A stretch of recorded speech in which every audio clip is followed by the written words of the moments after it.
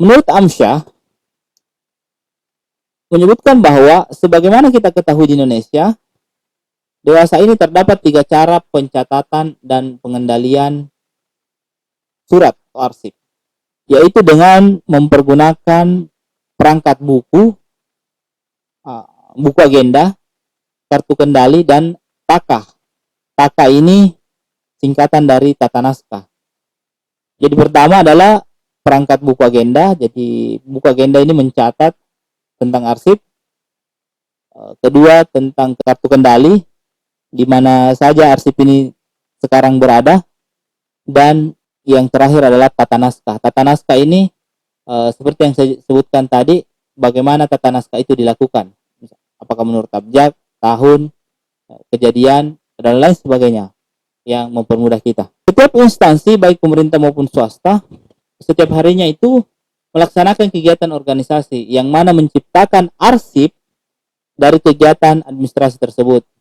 Apabila satu instansi tidak mengelola arsip tersebut dengan baik, serta tidak menyimpan arsip dengan sistem penyimpanan yang benar, terutama pada arsip-arsip yang sudah menurun frekuensinya, hal itu dapat menyebabkan bertumpuknya arsip inaktif, sehingga arsip dalam kondisi tidak tertata atau tidak terstruktur sesuai struktur penataan pada masa aktifnya.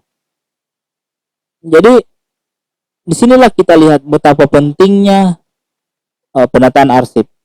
Jadi arsip ini semacam produksi informasi yang setiap hari kita lakukan. Setiap instansi yang beroperasi, maka setiap instansi tersebut juga akan menghasilkan arsip. Bahkan individu pribadi pun, dalam artian arsip pribadi, itu setiap hari juga memproduksi informasi atau arsip. Namun bentuknya tidak sama dengan perusahaan atau pemerintah atau bahkan organisasi. Arsip pribadi lebih menekankan pada sifatnya yang privasi, sedangkan arsip publik biasanya lebih formal atau terstruktur. Jadi walaupun individu itu tetap memproduksi arsip, arsip-arsipnya bisa dalam bentuk digital, bahkan dalam arsip digital tersebut seperti WA, pesan-pesan singkat, pesan-pesan instan yang ada di smartphone. Namun bentuknya lain yang inskripsi misalnya di provider. Jadi sebenarnya setiap pribadi itu memiliki arsip dan memproduksi informasi. Setiap orang yang memproduksi informasi, memproduksi kegiatan, itu sebenarnya sudah memproduksi arsip juga. Selanjutnya setelah pencatatan, ada identifikasi arsip. Di bagian pencatatan itu tersebut ada identifikasi arsip. Kegiatan awal pembenahan terhadap arsip inaktif adalah kegiatan identifikasi arsip.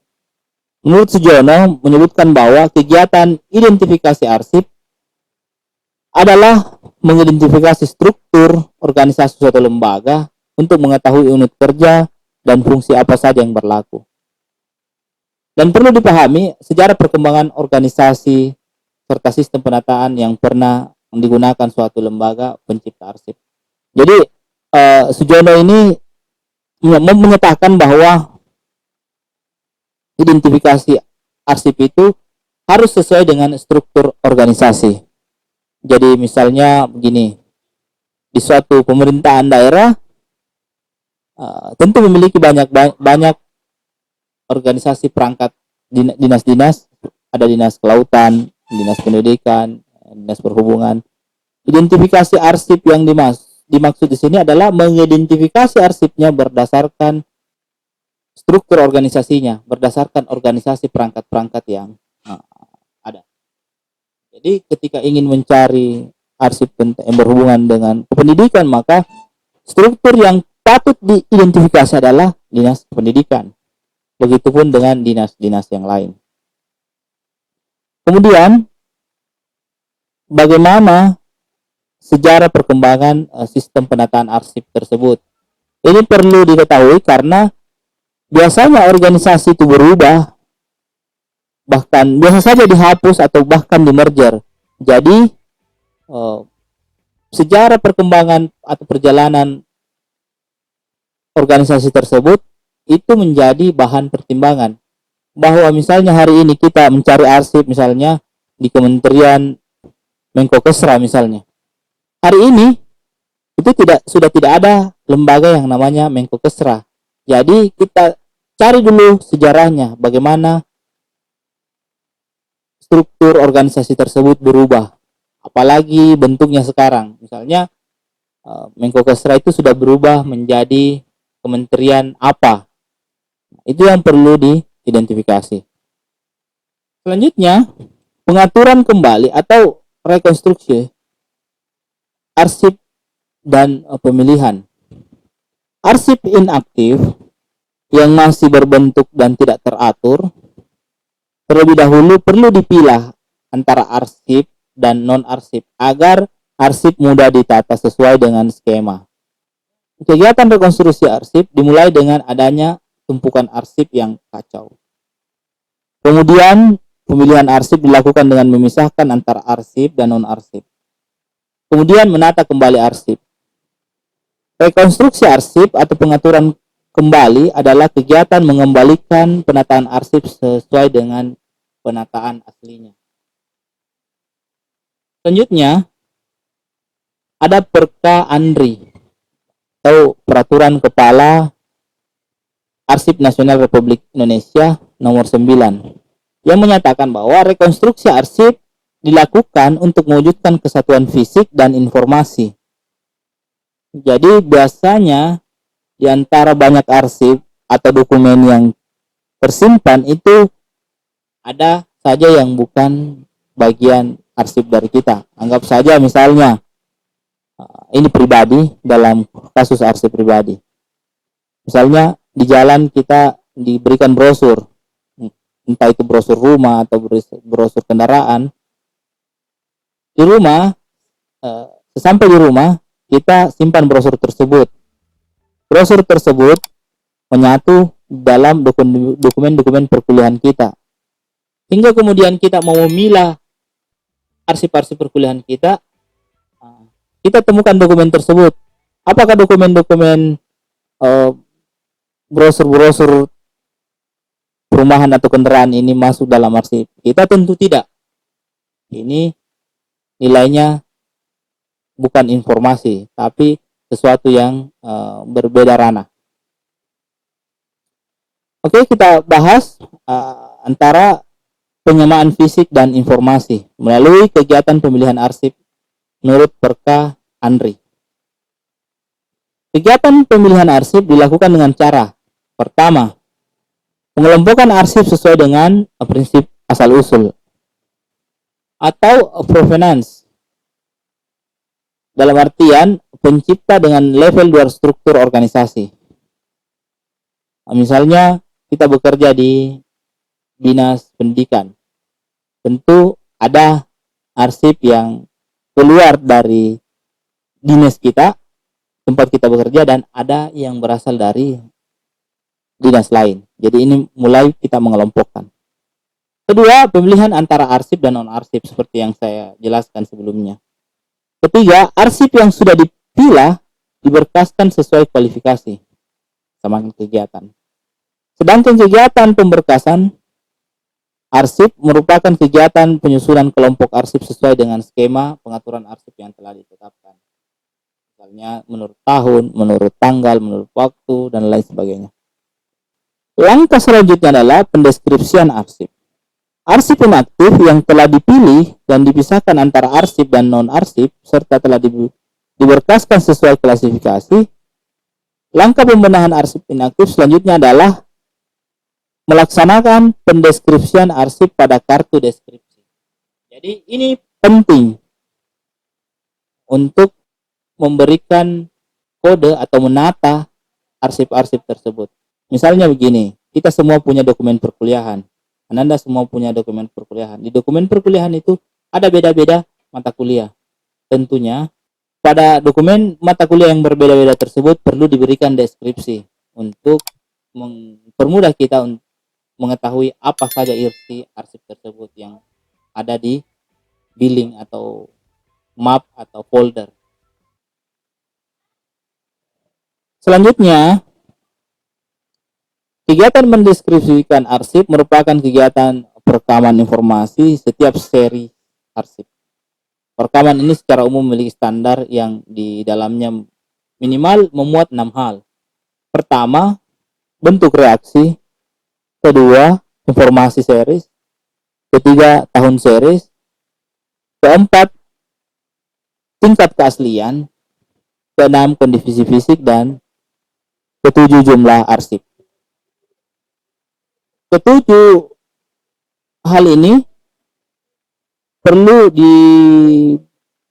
dilakukan guna mempermudah kita menemukan arsip atau mendeskripsikan arsip tersebut. Jadi arsip yang dideskripsikan harus memuat 6 hal tersebut tadi. Jadi ini ada bentuk arsip yang saya dapat. Biasanya diberikan nomor, kode huruf, deskripsi, seperti yang saya jelaskan sebelumnya. Tergantung kita bagaimana mempermudah kita menemukan arsip-arsip tersebut. Jika di dalam pengelolaan arsip pemerintahan tentu memiliki kodifikasi tersendiri menurut lembaga yang ada.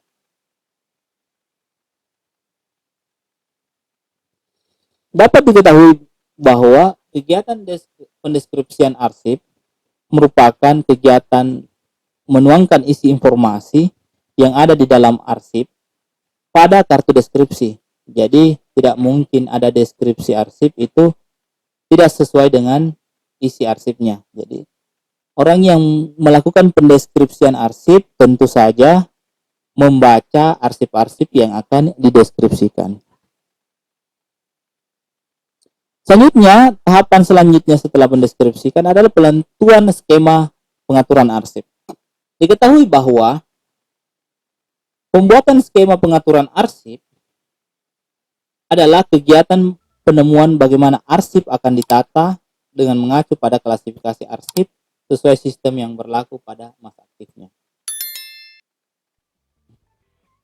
Klasifikasi arsip merupakan pengelompokan urusan atau masalah secara logis dan sistematis, berdasarkan fungsi dan kegiatan instansi atau kantor yang menciptakan atau menghimpunnya dengan baik. Selanjutnya, pengelompokan dan penomoran kartu deskripsi dan fisik. Kegiatan ini merupakan pengelompokan yang menggabungkan kartu arsip serta fisik arsip sesuai dengan nomor definitif sesuai aturan fungsi dan skema arsip. Jadi ini pengelompokan, misalnya kita sudah tahu kita memiliki arsip tersendiri, kita memiliki pengelompokan tersendiri. Misalnya kita aktif di organisasi yang berjuang di bidang kemanusiaan. Kita banyak mengoleksi arsip-arsip kegiatan, dokumen-dokumen kegiatan. Sementara kita berkuliah di jurusan pendidikan sejarah. Tentu kita sudah dapat mengelompokkan mana yang masuk di dalam organisasi yang kita geluti dan masa kita menjalani perkuliahan. Tentu pendeskripsian atau pengelompokan tersebut berguna dalam kita merapikan informasi yang terdapat di dalam arsip. Selanjutnya adalah penyusunan daftar arsip. Jadi setelah beberapa kegiatan tadi selesai dilakukan, yaitu penomoran kartu definitif, penomoran arsip baik dalam bentuk fisiknya, pengaturan atau pelabelan pada box. Selanjutnya adalah memberi pertelaan arsip sementara, artinya memberi deskripsi sementara pada arsip-arsip tersebut. Setelah arsip-arsip inaktif diberi pelabelan dan diberi nomor, maka arsip itu akan selanjutnya dikirim ke depo-depo arsip. Kalau arsip pribadi biasanya tidak akan dibuka atau tidak bisa diakses oleh siapapun kecuali dengan izin pemilik arsip. Arsip-arsip inaktif yang sudah diklasifikasikan, sudah dilakukan treatment tadi, maka akan dikirim ke depo arsip. Pendistribusian ke depo arsip ini ada juga skema-skema atau aturan-aturannya. Biasanya pendistribusian ini diikuti dengan pengendalian. Pengendalian ini agar arsip itu tidak disalahgunakan. Pertama, ada prosedur buku agenda. Jadi, pencatatan setiap arsip yang keluar atau dikirim ke depo arsip yang dikelola oleh pemerintah misalnya. Kemudian prosedur kartu kendali. Prosedur kartu kendali ini mencatat apa saja perlakuan-perlakuan yang dilakukan oleh arsip tersebut. Maksudnya arsip itu dalam catatannya sudah diapakan misalnya, adakah orang yang mengakses informasinya atau tidak. Itu disebut dengan proses kartu kendali. Yang terakhir ada proses tata naskah. Jadi proses tata naskah ini adalah proses yang dilakukan oleh depo atau badan arsip di sebuah daerah. Kalau di Sulawesi Selatan ada Dinas Perpustakaan dan Arsip. Jadi proses tata naskah ini mencatat perlakuan apa saja atau treatment apa saja yang dilakukan untuk menjaga arsip tersebut. Yang terakhir ada penyimpanan arsip. Jadi sebenarnya kita sudah singgung-singgung tadi sedikit. Sistem penyimpanan arsip tergantung dari tepat tidaknya suatu sistem penyimpanan tersebut diterapkan. Jadi tidak ada aturan yang baku tentang penyimpanan arsip. Kalau di daerah dingin misalnya arsip itu, maka perlakuan terhadap arsip tersebut adalah memberikan penghangat ruangan terhadap arsip tersebut. Berbeda halnya dengan kita yang berada di tropis, daerah tropis.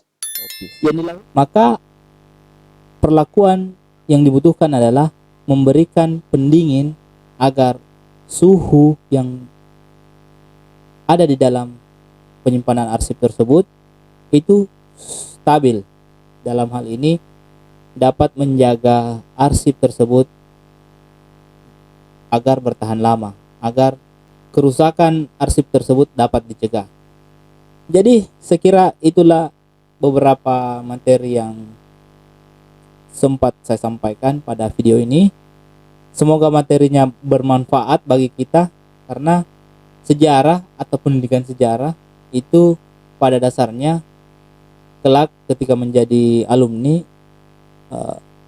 alumninya pendidikan sejarah itu dapat bekerja juga di arsip. Jadi semoga ilmunya bermanfaat. Sekian, mohon maaf dari saya. Kenapa? Jadi sekian, mohon maaf dari saya apabila ada kesalahan kata yang menyinggung. Saya ucapkan assalamualaikum warahmatullahi wabarakatuh.